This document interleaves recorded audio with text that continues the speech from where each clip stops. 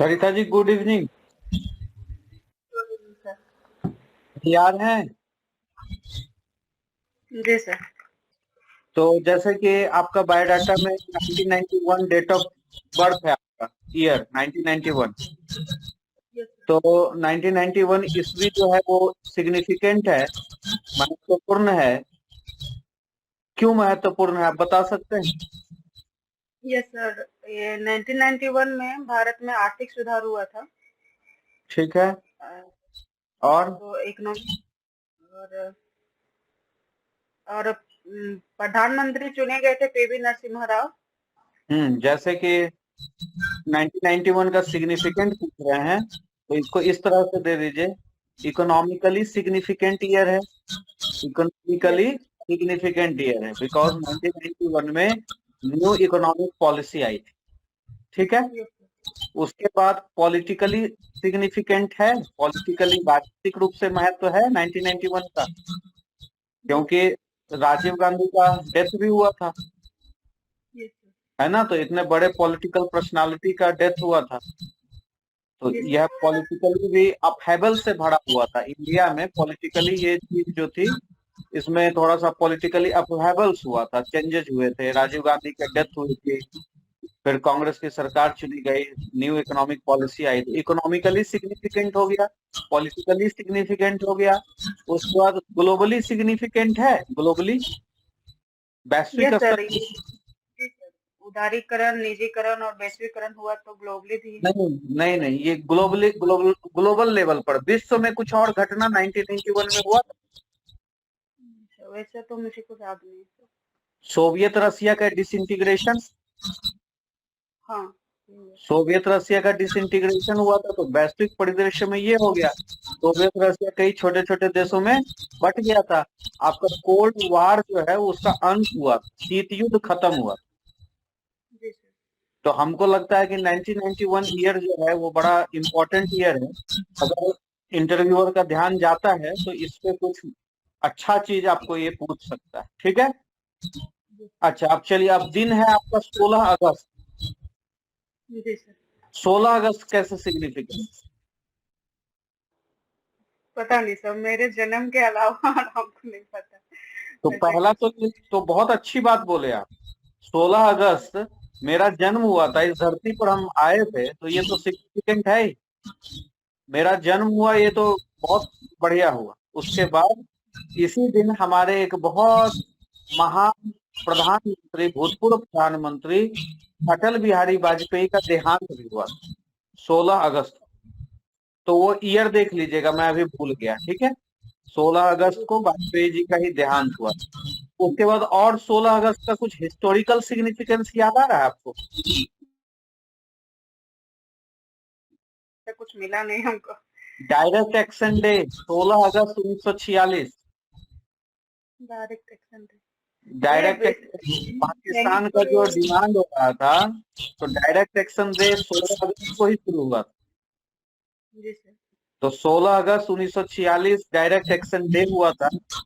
और direct action day क्या हुआ, क्या इसके बारे में आप कुछ थोड़ा सा पता कर लीजिए, क्या क्या हुआ था। तो हो सकता है कि यहाँ से कुछ हिस्ट्री क्वेश्चन आपसे पूछ दे। ठीक है। जी तो आप sir. Direct action day, Pakistan partition, कुछ इस तरह का चीज तैयार कर लीजिएगा। ठीक है। उसके बाद जैसे पॉलिटिकल पर्सनालिटी राजीव गांधी जी का डेथ हुआ था, तो ऐसा भी हो सकता है कि आपसे ये पूछ ले कि जैसे आप बोले कि बहुत महत्वपूर्ण राजनीतिक व्यक्तित्व के व्यक्ति का देहांत हुआ था, तो ऐसे में पूछ सकता है कि भाई आपका फेवरेट पर्सनालिटी कौन सा है, पॉलिटिकल पर्सनालिटी आपका कौन सा है, या आपका कोई फेवरेट पर्सनालिटी हो तो आप बताइए, है ना। जी सर। तो आपका फेवरेट पर्सनालिटी कौन है, कुछ सोचे हैं? व्यक्तित्व लाइफ में ऐसा जो प्रभावित किया। हमको नरेंद्र मोदी करते हैं सर, बाकी पिछले कोई भी वैसा नहीं कर पाया। तो बाकी न, प्रेजेंट टाइम में हमारे प्राइम मिनिस्टर जो है, कोई उन्हीं से मैं तो प्रभावित होती हूँ। तो उनके बारे में जो भी पॉजिटिव एस्पेक्ट्स है उस पर बढ़िया से काम कीजिए आप। क्योंकि नरेंद्र मोदी बहुत लोगों को पसंद भी नहीं आते हैं, लेकिन उसमें पसंद आने वाली बात भी बहुत है। जो सबका साथ, सबका विकास, सबका प्रयास, ये सब जो कर रहे हैं, उनके द्वारा भारत के लिए जो जो महत्वपूर्ण चीज किया गया है 2014 से, वो थोड़ा सा आप अगर ऐसा है पर्सनालिटी अगर पूछ दिया और नरेंद्र मोदी का नाम ले लिया आपने, तो नरेंद्र मोदी को आपको जस्टिफाई करना पड़ेगा। ठीक है, तो कुछ अच्छे अच्छे पॉइंट्स उनके बारे में जरूर कलेक्ट कर दीजिए, क्योंकि ये सब कुछ आम क्वेश्चन रहता है फेवरेट पर्सनालिटी वगैरह। ठीक है, तो यहाँ तक हो गया। उसके बाद जैसे 2013 में आपका ग्रेजुएशन हुआ, ठीक, तो 2013 में ग्रेजुएशन हुआ, तो पोस्ट ग्रेजुएशन या एकेडमिक्स में आपका इंटरेस्ट नहीं आया? सर पारिवारिक समस्या की वजह से फंस गई थी, तो उसकी वजह से हमको इनकम अरेंज करना पड़ा, मतलब कमाने की जरूरत पड़ गई। पारिवारिक समस्या की वजह से फंस नहीं गए थे, वर्ड का चयन शुद्ध करना है। पारिवारिक समस्या ने आपको जिम्मेदारी दी और उस जिम्मेदारी के तहत आपने एक निजी जॉब ज्वाइन किया, प्राइवेट जॉब ज्वाइन किया। ठीक है, पारिवारिक जिम्मेदारी की वजह से। हाँ, फंसता थोड़ी नहीं है आदमी, पारिवारिक जिम्मेदारी को आपने निभाया, तो आप तो कर्मशील हैं, कर्मयोगी, कि आपने पारिवारिक जिम्मेदारियों को समझा और आपका एकेडमिक उसकी वजह से पोस्टपोन हो गया और 2013 में आपने एक जॉब ज्वाइन कर लिया। ठीक है, जॉब के बारे में आप थोड़ा सा अपना सर्च करके रखिएगा। उसके बाद 2017 में आपको फॉरेस्ट गार्ड का नौकरी हो गया। ठीक है, इसका फॉर्म कब भरे थे आप? 2014 में। 2014 में। इसका मतलब अगर आपसे यह पूछ रहा है कि 2013 के बाद आप क्या कर रहे थे, तो आप जस्टिफाई कर सकते हैं कि प्राइवेट नौकरी के साथ सरकारी नौकरी पाने की ललक 2014 में मैंने फॉर्म भर दिया था, उसी के आधार पर 2017 में आपको फॉरेस्ट की नौकरी हो गई। ठीक है, अच्छा, अब ग्रेजुएशन में सब्जेक्ट है इकोनॉमिक्स, क्लियर? तो इकोनॉमिक्स के बाद जैसे आप बता दिए कि पारिवारिक जिम्मेदारी रही, तो चलो भाई आप फाइनेंस नहीं किए, एमबीए नहीं किए, ये सब अंडरस्टूड हो गया। तो ग्रेजुएशन के स्तर पर इकोनॉमिक्स पढ़ा, तो इकोनॉमिक्स का तो थोड़ा बहुत ज्ञान होना चाहिए। तो what is difference between economics and economy? Economics और इकोनॉमी में अंतर क्या है? अर्थशास्त्र और अर्थव्यवस्था में क्या अंतर है?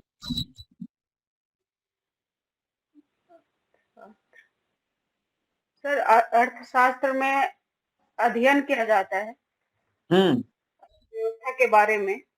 हाँ, और मतलब अर्थशास्त्र हो गया कि हम अपने देश के संसाधनों को कैसे उसका उपयोग करें, आवंटन करें, उत्पादन कैसे करें, उसका वितरण कैसे करें। मैं बता देता हूँ, इसको तैयार कर लीजिएगा, बड़ा साधारण सा चीज है। और economics is set of principles on which your economy runs. Economics क्या है, अर्थशास्त्र क्या है, कि अर्थशास्त्र कुछ सिद्धांतों का समूह होता है, कुछ सिद्धांतों का सेट होता है, जिसके आधार पर अर्थव्यवस्था चलती है। ठीक, यस सर। और अर्थव्यवस्था क्या है? तो अर्थव्यवस्था, जैसे आप क्रिकेट का मैदान या फुटबॉल का मैदान देख रहे हैं, फुटबॉल के मैदान में फुटबॉल का जो मैच हो रहा है, तो जो नियम बना हुआ है, फुटबॉल में कोई नियम बना हुआ है, क्रिकेट में कोई नियम बना हुआ है, तो वो जो नियम है वो है अर्थशास्त्र, और उस नियम के आधार पर जो क्रिकेट खेला जा रहा है उस सब पर्टिकुलर फील्ड में, वो है अर्थव्यवस्था।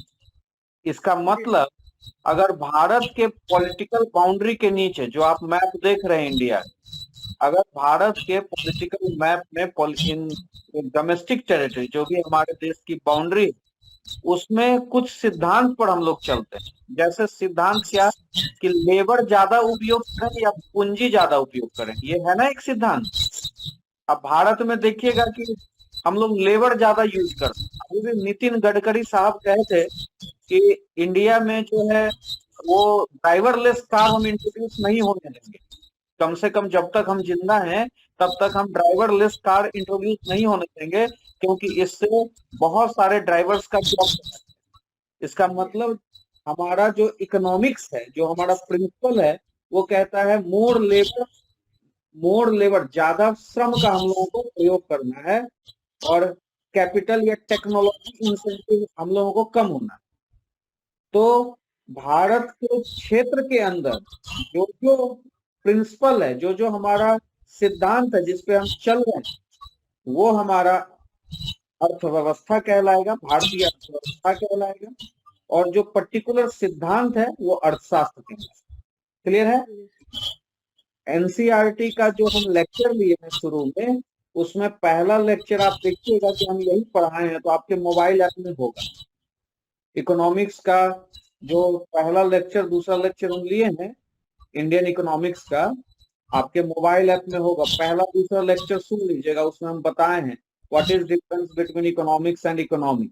और जो आपका नोट्स है ना, नोट्स में भी लिखा हुआ है, एनसीईआरटी वाले नोट्स, मतलब आप नोट्स को पलट लेना, उसमें मिला हुआ दिख जाएगा। ठीक है? उसके बाद फादर ऑफ इकोनॉमिक्स कौन है? Adam Smith. एडम स्मिथ के बारे में कुछ जानते हैं? कहाँ के थे? नहीं। कुछ गूगल कर लीजिएगा, वेल्थ ऑफ नेशन का सिद्धांत दिए थे। ठीक है? एडम स्मिथ के बारे में जानकारी इकट्ठा कर लीजिएगा। उसके बाद ड्रेन ऑफ वेल्थ के बारे में बताइए। ड्रेन ऑफ वेल्थ अंग्रेजों के द्वारा किया गया था। ठीक है, इसको गूगल कर लीजिएगा। भारत में दादा भाई नौरोजी ने कॉलोनियल मतलब उपनिवेशवाद जो चल रहा था, कॉलोनियल एक्सप्लॉयटेशन जो चल रहा था, उपनिवेशवाद का जो शोषण चल रहा था, उसी को एक थियरी में बतलाया था, ड्रेन ऑफ वेल्थ। इसमें भारत का ही कैपिटल भारत में इन्वेस्ट करके, और भारत से ही वो लोग इंटरेस्ट लेकर यहाँ से ले जा रहे हैं। तो इसको थोड़ा सा सर्च कर लीजिएगा, दादा भाई नौरोजी को देख लीजिएगा। चलिए, और कुछ बेसिक क्वेश्चन से इसमें पर कैपिटा इनकम झारखंड का कितना है? 58,000 पर कैपिटा इनकम झारखंड का, पर कैपिटा इनकम इंडिया का, लिख लीजिए, इसको देख लीजिएगा। उसके बाद इन्फ्लेशन देख लीजिएगा। ठीक है? उसके बाद ये बजट 2024 का कुछ इंपॉर्टेंट एस्पेक्ट्स बतलाइए। कुछ सर्च किए थे ना आप? नहीं सर, बजट अभी नहीं, ये कल जो बजट आया मैं उसको रीड कर रही थी थोड़ा। हाँ, तो कुछ इंपॉर्टेंट एस्पेक्ट्स बतलाइए, क्या क्या है इस वर्ष के बजट में, क्या खास है बताइए, ऐसे अगर क्वेश्चन पूछा। सर, इसमें महिलाओं के सशक्तिकरण पे भी ध्यान दिया गया है, और रक्षा बजट में कुछ कम किया गया है। पहले देखिए, इसको सेक्टर वाइज पकड़िए, सेक्टर वाइज। जैसे एग्रीकल्चर में देखिए कि क्या किया है, आप सर्च कीजिएगा PIB, press information bureau budget highlight. ठीक है? खूब बढ़िया से समरी दिया हुआ है बजट।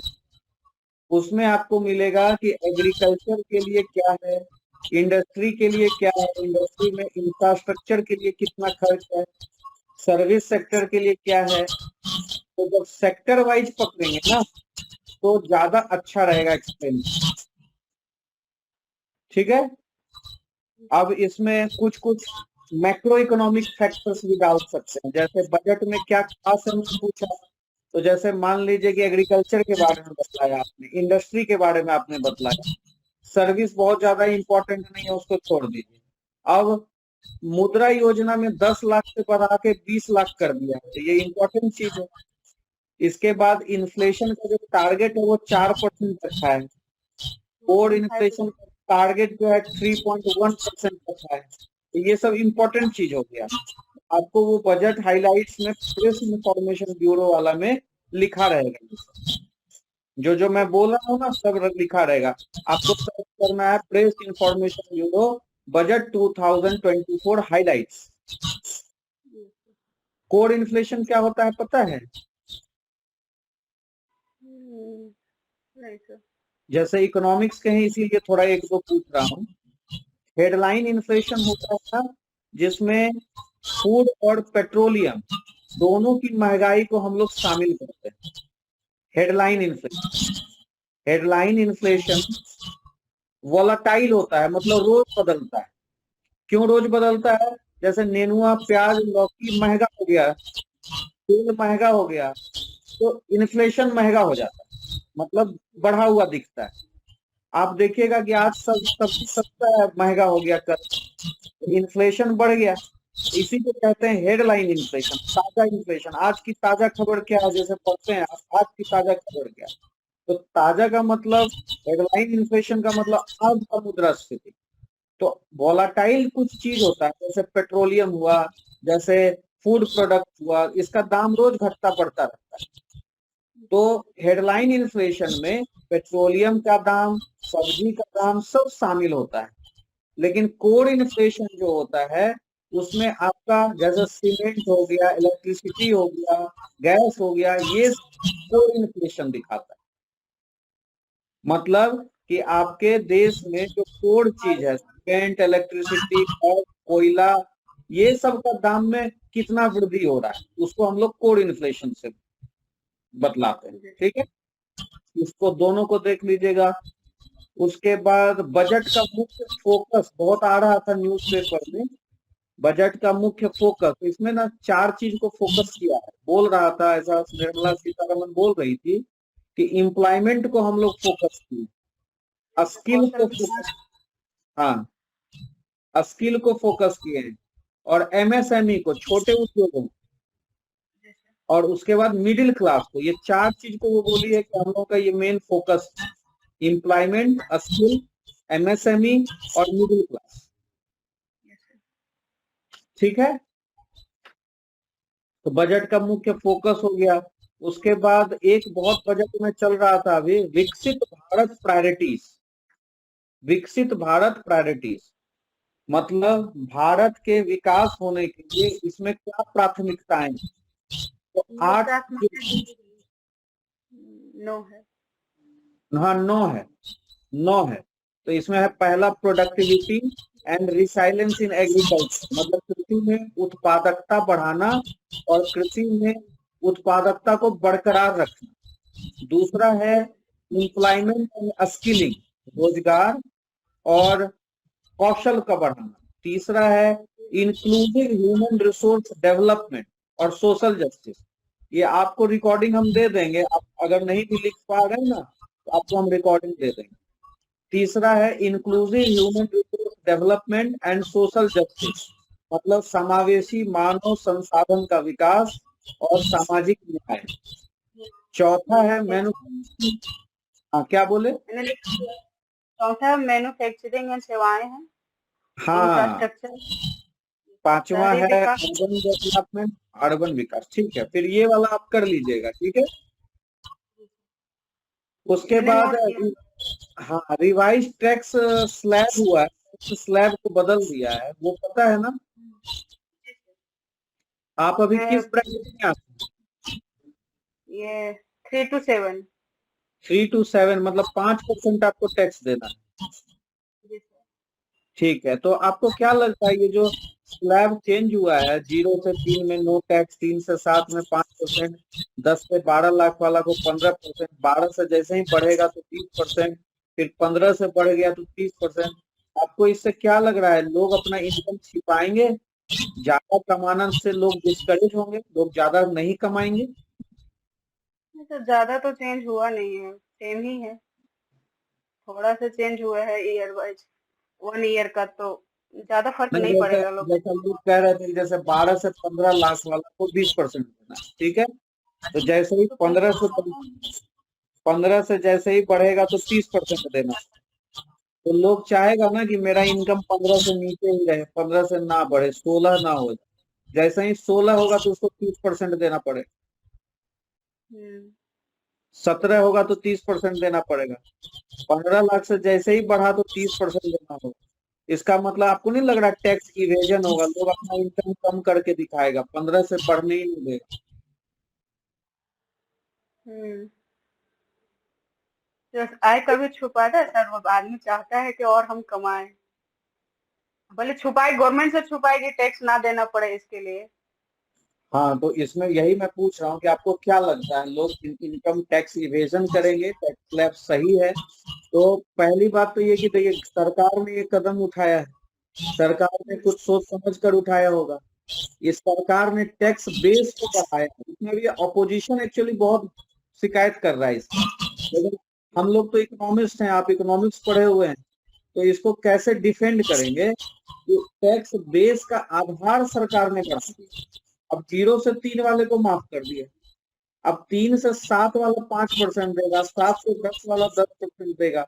मुश्किल कहाँ आ रहा है? 12 से 15 वाला में और एबव 15 लाख वाला। ठीक है, कि ऐसा हो सकता है कि कुछ लोग उसको छुपाएं, लेकिन सरकार का प्रयास है कि अगर हम छोटे स्तर से टैक्स को लेना शुरू कर दिए, टैक्स बेस बढ़ा दिए, तो मैक्सिमम आपका 12-15 लाख से नीचे ही लोग रहते हैं, और जो 15 लाख से ऊपर जाएंगे तो लेट द सिचुएशन अनफोल्ड, कि कैसे सिचुएशन अनफोल्ड होता है, हो सकता है सरकार उसके लिए कुछ और हथकंडे लेकर आए, टैक्स इवेजन को रोकने के लिए भी वो अपना मैकेनिज्म को दुरुस्त करे, क्योंकि अभी ऐसा होता है कि बहुत लोग कर छुपाते हैं। लेकिन सरकार ने जब टैक्स बढ़ाया है तो सरकार को टैक्स वसूलना कैसे है, इस पे भी तो सरकार ने सोचा होगा। तो government is always right, government ने जो किया है वो सही है, और टैक्स बेस को बढ़ाया है। अगर इसमें कुछ प्रॉब्लम होगी तो सरकार इसको सुधार करेगी। लेट द थिंग्स अनफोल्ड, देखते हैं कि आगे के दिनों में ये कैसे रिजल्ट देता है ना? तो सरकार का क्रिटिसाइज भी नहीं हुआ, और अगर कुछ कमी होगी तो इसको आगे सरकार सुधार देगी। क्लियर है? ये वाला बहुत डिबेट चल रहा था कि टैक्स इवेजन बढ़ जाएगा इसलिए नहीं। मुद्रा लोन वाला बहुत इंपॉर्टेंट है, मुद्रा लोन वाला के बारे में अच्छा से पता कर लीजिए, ठीक है? तो इतनी सारी चीजें बजट से हो गई, इकोनॉमिक्स आपका था इसलिए ये हो गया पोर्शन। आप बताइए कि फॉरेस्ट गार्ड का क्या काम होता है अपने जॉब से फॉरेस्ट, रिलेटेड? जी सर, उसका काम प्रोटेक्शन है फॉरेस्ट का, वन हम्म। रोपण करवाना, सामाजिक सहभागिता लाना है फॉरेस्ट ये कार्य वगैरह में। ठीक है। और ऑफेंस भी एक वन रक्षक कर सकता है, जो अभियुक्त होता है वन अपराधी, उसके हम्म। खिलाफ कोई अवैध काम किया है, अवैध कटाई की है, या अवैध हम्म। चराई या आग लगाया है, अ, तो परिवहन से आप लोग इसका रिलेटेड मतलब एफआईआर भी कर सकते हैं? लोग करते हैं सर, ऑफेंस खुद करते हैं। ओके, तो इसमें क्या क्या होता है, धारा क्या क्या होता है इसमें? इसमें भारतीय वन अधिनियम 1927 की धारा लगती है सर। तो वन अपराध में वही अवैध कटाई, चराई, आग लगने का तो धारा 33 लगता है। उसके बाद अगर कुछ सामान जब्त किए हैं आप, हम्म। जैसे कि जैसे ये अभियुक्त काट दिया है जंगल को, तो उसमें लकड़ी हो गया, टिम्बर या काटने का सामान, कुल्हाड़ी वगैरह, हम्म। बहुत सारा गाड़ी वगैरह में आता है, या फॉरेस्ट फॉरेस्ट प्रोड्यूस होता है, माइनिंग वगैरह से निकलता है कुछ, तो वो सब हम्म। जब्ती में आप जब्त कर सकते हैं। वो धारा 52 के तहत आता है, धारा ओके, 64 के तहत हम उसे गिरफ्तार कर सकते हैं। अभी तक आपने किसी को गिरफ्तार किया? यस, एक बार किए थे। एक बार किए थे। और आप फॉरेस्ट फायर वगैरह में क्या करते हैं जब कोई पकड़ा है अभी तक अभियुक्त forest fire? Sir generally forest fire में गांव के महिला सब होते हैं, महुआ चुनने वगैरह की वजह से आग लगा देता है, तो उस उस केस में पर क्या पकड़ाता है। कार्रवाई की है अभी तक आप क्या कार्रवाई की?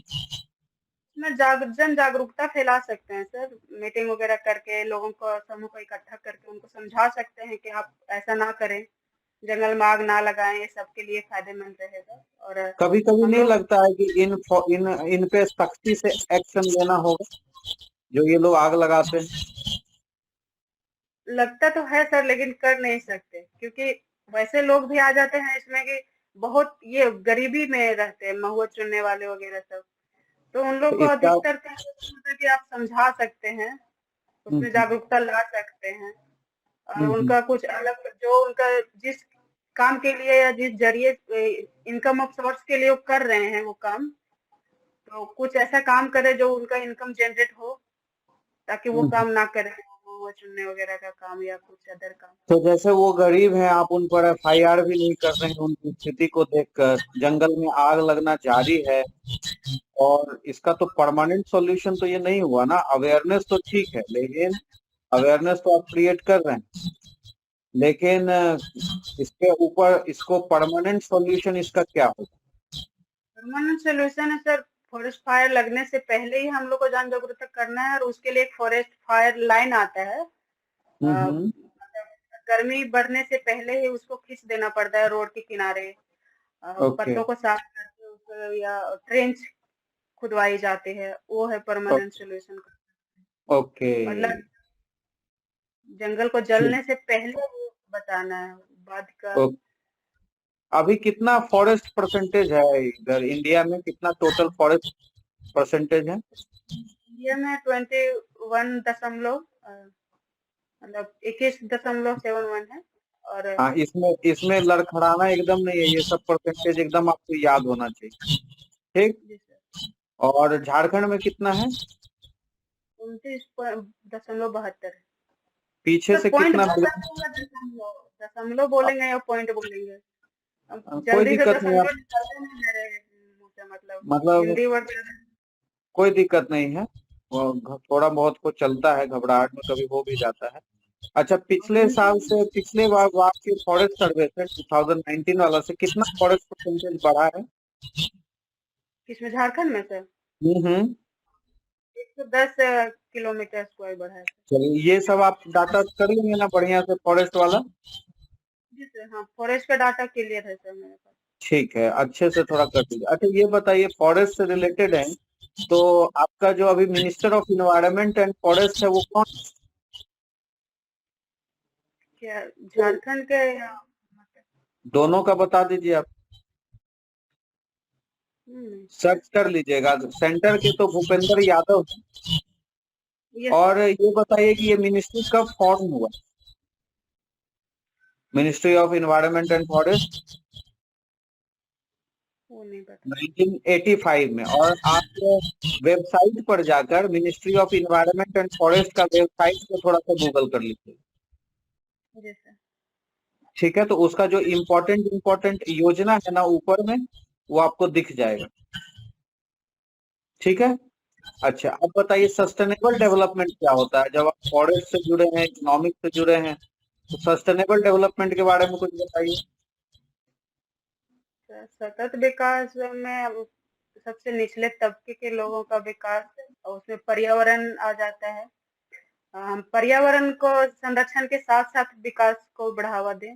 हाँ, बी स्पेसिफिक रहिए, कट टू कट बोलिए। जैसे पर्यावरण के संरक्षण के साथ विकास, कि हमारा जो अभी वर्तमान का रिसोर्सेस है, ये हमारे फ्यूचर जनरेशन के लिए भी अवेलेबल रहे।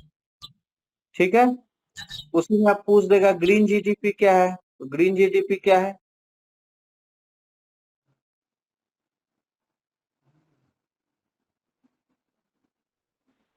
हाँ, ग्रीन जीडीपी क्या है? एक मिनट सर, वो सॉरी सर। जी sir, green GDP green GDP में जीडीपी के साथ पर्यावरण से रिलेटेड जो नुकसान होता है बिल्कुल सही। वो इन्वायरमेंटल डैमेज को हम लोग अकाउंट करते हैं इसमें। ठीक है। अच्छा, चलिए, अभी एक बात बताइए कि जो इलेक्ट्रिक व्हीकल इंट्रोड्यूस हो रहा है, वो आपको क्या लगता है, ये सॉल्यूशन है जो इन्वायरमेंटल या क्लाइमेट चेंज हो रहा है, पेट्रोल डीजल से जो नुकसान हो रहा है? इलेक्ट्रिक व्हीकल कैसे गेम चेंजर होगा? गेम चेंजर सर, वो कार्बन तो उत्सर्जन कम करता है, और उसका साइकिल जो चक्र है वो ज्यादा है इससे। ये जो नॉर्मल इंजन, पारंपरिक इंजन वगैरह का गाड़ी है उसका। और प्रदूषण तो कम करता ही है सर, शोर भी कम करता है। और इससे होगा कि अगर ये इंडिया में आया या इस पे ज्यादा निवेश हुआ, इन्वेस्टमेंट हुआ, तो रोजगार का भी बढ़ेगा सर। और इसमें कुछ प्रॉब्लम दिख रहा है आपको? प्रॉब्लम जैसे सर जो अभी तो बैटरी वगैरह है उसमें नहीं लग रहा आपको कि ई वेस्ट बहुत ज्यादा जनरेट होगा? हाँ, होगा सर, जैसे लेकिन हर क्या बोलते हैं, अगर विज्ञान का डेवलपमेंट होता है तो उसका नुकसान भी होता है थोड़ा, लेकिन हम आप उसको। ई वेस्ट को कैसे निपटारा किया जाता है इसके बारे में भी गूगल कीजिए, ठीक है। इलेक्ट्रिक व्हीकल के बारे में अभी जो सबसे ज्यादा डिबेट है कि 5 साल के बाद बैटरी आपको चेंज करना पड़ेगा। इतना इतना बैटरी कैसे, ये इलेक्ट्रॉनिक वेस्ट का क्या है, अभी डिस्पोजल कैसे करेंगे, ठीक है। और डिस्पोजल फॉरेस्ट का। फायर का सॉल्यूशन थोड़ा और बढ़िया से देख लीजिएगा, क्योंकि झारखंड में ये बहुत बड़ा समस्या है, फॉरेस्ट फायर, झारखंड के जंगलों में। और डिप्टी एसपी बन के आप क्या करेंगे? फील्ड में तो आप काम किए हैं फॉरेस्ट गार्ड के रूप यस सर। में, है ना, तो डिप्टी एसपी बन के आप कैसे परिवर्तन ला सकते हैं, क्या करना चाहेंगे? सर अभी फॉरेस्ट एरिया में मेरे अंदर छोटा सा क्षेत्र है, ठीक है। मतलब 10-12 गांव है। तो उस वक्त मेरे पास ज्यादा क्षेत्र होगा, बड़ा क्षेत्र होगा, और प्रशासनिक काम में तो हमको लगता है कि पहले से ही कर रहे हैं, 24/7 का जॉब कर रहे हैं सर। और क्या बोलते हैं, समन्वय है विभिन्न विभागों के साथ भी कर लेते हैं, थाना वगैरह, अन्य डिपार्टमेंट हो गया, जैसे कृषि विभाग वगैरह, सबसे जुड़े हुए हैं, तो एक समन्वय भी कर सकते हैं। पब्लिक पब्लिक से जुड़ा हुआ है सर, सामाजिक सहभागिता बढ़ा सकते हैं। और और इसमें एक कार्य क्षेत्र लॉ एंड ऑर्डर पॉलिसिंग का भी हो जाएगा ना, कि सर थोड़ा आपका कार्य क्षेत्र बढ़ जाएगा। कार्य क्षेत्र बढ़ जाएगा। आपका कार्य क्षेत्र बढ़ जाएगा तो आप लॉ एंड ऑर्डर को भी मेंटेन कर सकते हैं, समाज में जो मिसक्रिएंट्स हैं उस पर भी मुस्तैदी से आप प्रहार कर सकते हैं, तो थोड़ा आपका कार्य क्षेत्र और बढ़ जाएगा। अभी जंगल के दुश्मनों को पकड़ते हैं, हम समाज के दुश्मनों को भी पकड़ेंगे, है कि नहीं? जी सर। यह भी तो जवाब हो सकता है ना प्लेन, आपका हृदय अगर साफ है, आप जंगल के अभी दुश्मन को पकड़ रहे हैं, तो जंगल का दुश्मन, आप फिर समाज के दुश्मन को भी पकड़िए। तो क्लैरिटी एकदम रखना है जवाब में। उसके बाद और सिंपल रहना है, रटा हुआ चीज नहीं लगना चाहिए, ठीक है। अच्छा, ये डिप्टी एसपी में टॉप पोस्ट जैसे आपका प्रमोशन होते जाएगा तो आप कहाँ तक पहुंचेंगे, हायरार्की वगैरह सब पता है? सर डीएसपी बाद एएसपी होता है, उसके ऊपर एसपी। जैसे आप डिप्टी एसपी बनेंगे ना, अगर गांव के लेवल पर आपकी पोस्टिंग होगी तो डिप्टी एसपी होगा, फिर सदर वगैरह आ जाएगा तो आप एसडीपीओ बनते हैं, उसके बाद एसपी बनते हैं, फिर एसएसपी बनते हैं। इसका एक फ्लो चार्ट है, वो मैं आपको व्हाट्सएप पर भी कर दूंगा, आप उसको देख लीजिएगा हायरार्की, ठीक है। चलिए अब नेक्स्ट क्वेश्चन। शादी के बाद बतौर डिप्टी एसपी आप घर परिवार को कैसे मैनेज करेंगे? आप समाज का तो भला कर देंगे, जंगल को भी बचा लेंगे, समाज को भी बचा लेंगे, शादी के बाद बतौर डीएसपी आप अपने घर परिवार को कैसे मैनेज करेंगे? सर अभी मैं 24/7 का जॉब कर रही हूँ, और अभी अभी हमको आपकी लगता है शादी कि तो नहीं हुई है ना? शादी नहीं है, लेकिन पारिवारिक जिम्मेदारी बखूबी मैं एक शादीशुदा लड़की की जैसे ही निभा रही हूँ सर। मेरे मम्मी नहीं है, पापा हैं, तो घर की सारी जिम्मेदारी मेरे ऊपर है, और 2 बहनें, भाई भी नहीं है, तो ओके। एक घर का इनकम का सोर्स मैं ही हूँ, मतलब मैं ही तो कमा के लाती हूँ, और बाकी घर का जितना भी जिम्मेदारी तो सब उठा रही हूँ, और नौकरी भी साथ में कर रही हूँ सर, जॉब तो ठीक मुझे है, तो लगता है कि मैं इसमें ये वाला बात नहीं बोलना है कि मैं ही कमा के ला रही हूँ, मतलब अपनी जिम्मेदारी को बताना है, लेकिन उसमें ये स्मेल नहीं आना चाहिए कि आप ही सब कुछ कर रहे हैं, ठीक है। इसमें ये बात बोलनी है कि हमारे पिता हैं, हमारे 2 बहनें हैं, और मैं पारिवारिक जिम्मेदारियों का निर्वहन कर रही हूँ, ठीक है। इस तरह कमा के ला रही हूँ थोड़ा अच्छा नहीं लगता, ठीक। और फील्ड में महिला के लिए काम करना कितना चैलेंजिंग है, आपको क्या लगता है अभी गांव में उतना डेवलप नहीं हुआ सर, शिक्षा का स्तर काफी नीचे है, तो है? महिलाओं को समझाने में थोड़ी सी परेशानी होती है, लेकिन अगर बार बार किया जाए, समझाया जाए, तो समझती है। नहीं, एज ए महिला आपको फील्ड में क्या दिक्कत होती है? मैं ये पूछ रहा हूँ कि फील्ड में महिला के लिए काम करना, आप एक महिला ऑफिसर हैं, आप जब फील्ड में काम करेंगे तो आपको जो परेशानियां आएंगी वो, उसमें क्या चुनौतियां हैं, क्या परेशानियां, आपको क्या लगता है आपके लिए इतना आसान होगा डिप्टी एसपी बन के काम करना? मुझे अभी तक वैसा कुछ लगा नहीं कि मैं महिला हूँ तो फील्ड में मुझे कोई प्रॉब्लम हो रही है। मैंने काफी दिन तक फील्ड में काम किया और अभी कर ही रही हूँ, तो वैसे कोई दिक्कत नहीं लगी। कभी कभी हुआ एक दो काम में कि स्थानीय जो कुछ लोग होते हैं, मतलब असामाजिक तत्व वगैरह नेतागिरी जो करते हैं, तो थोड़ा सा परेशानी क्रिएट करने की कोशिश किए, लेकिन हम उससे निकल आए हैं और उनके खिलाफ जो एक्शन हो सकता है हम ले सकते हैं। इसमें इसमें और संविधान को ढाल बनाइए, इसमें संविधान को ढाल बनाइए, ऐसे क्वेश्चन कहिए के लिए कि फील्ड में जब महिला है या पुरुष है और अगर असामाजिक तत्व है, तो महिला हो या पुरुष हो, वो दोनों के लिए वो असामाजिक तत्व समस्या है। जी आप साफ मना कीजिए कि महिला के लिए कोई समस्या है। अगर कोई महिला है या पुरुष है, वो तो यही सुनना चाह रहा था कि आप बोलें कि आपको प्रॉब्लम हुआ है, आप फंसे। अगर आप महिला हैं या आपके साथ कोई कुलीग भी आपके हैं जो पुरुष है, और अगर असामाजिक तत्व अगर वो डिस्टर्ब करना चाहेगा तो वो तो अपना काम करेगा, लेकिन संविधान यही तो आपको पावर देता है। आपके जी पास लॉ है, कॉन्स्टिट्यूशन है, तो हम अपना रास्ता अपना अपनाएंगे। हमें तो संविधान ने इतना पावर दिया है, हमारा जो आईपीसी पेनल कोड है इतना पावर दिया है कि आप एक असामाजिक तत्व को डील कर सकते हैं। ठीक है, तो इसमें संविधान को ढाल बनाइए कि संविधान हमें सशक्त कर। क्लियर? और जॉब भी तो एक पावर देता है ना सर, कि हम उसको असामाजिक हाँ, तत्व वही या जो वही वही आप जिस जॉब में हैं उस जॉब में आपके पास अधिकार पावर शक्ति है ना, तो वो आपको इतना पावर इतना अधिकार देता है कि आप ऐसे असामाजिक तत्व से लड़ सकते हैं। तो अपने संविधान को, अपने जॉब को आगे करना है, ढाल बनाना है। और असामाजिक तत्व कोई भी हो, वो महिला हो पुरुष हो, वो किसी को भी परेशान करेगा, तो एज ए महिला आपको कोई दिक्कत होने वाली नहीं है, इसको प्रूव करना है। जी ठीक है। अच्छा, और हॉबी लिखे हैं आप कुकिंग, तो कुकिंग में क्या क्या करते हैं, क्या सबसे फेवरेट फूड है आपका जो आप बनाते हैं जब खुश होते हैं? मटन चावल। मटन और चावल, तो मटन का रेसिपी बताइए, कैसे बनाते हैं मटन?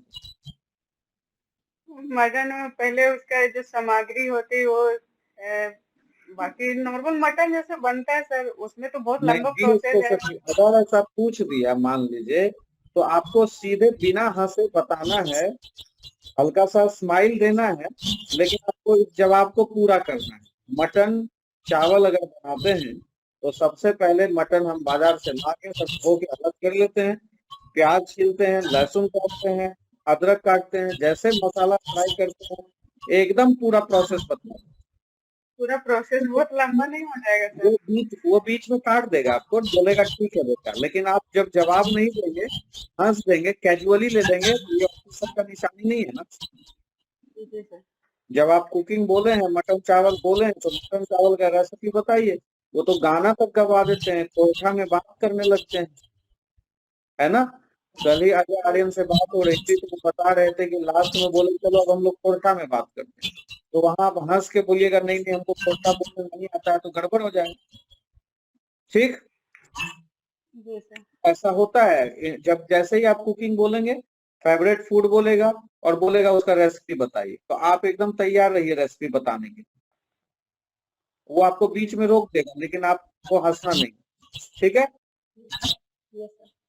चलिए, तो अब क्या है कि इन सब क्वेश्चंस को आधार बनाइए, कुछ और नया क्वेश्चन कल डिस्कस हो जाएगा, हजारीबाग से रिलेटेड, आपका गांव जिला से रिलेटेड, ये सब क्वेश्चन और कुछ हम लोग अलग से कल डिस्कस कर लेंगे।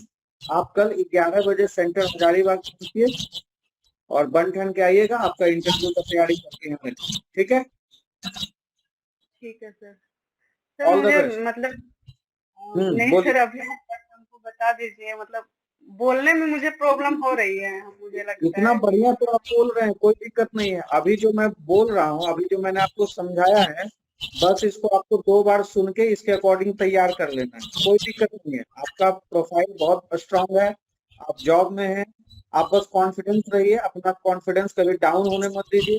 और जितनी जानकारियां मैंने दी है इसको अपना कमांड कर लेना, यही सब पूछेगा, ठीक है।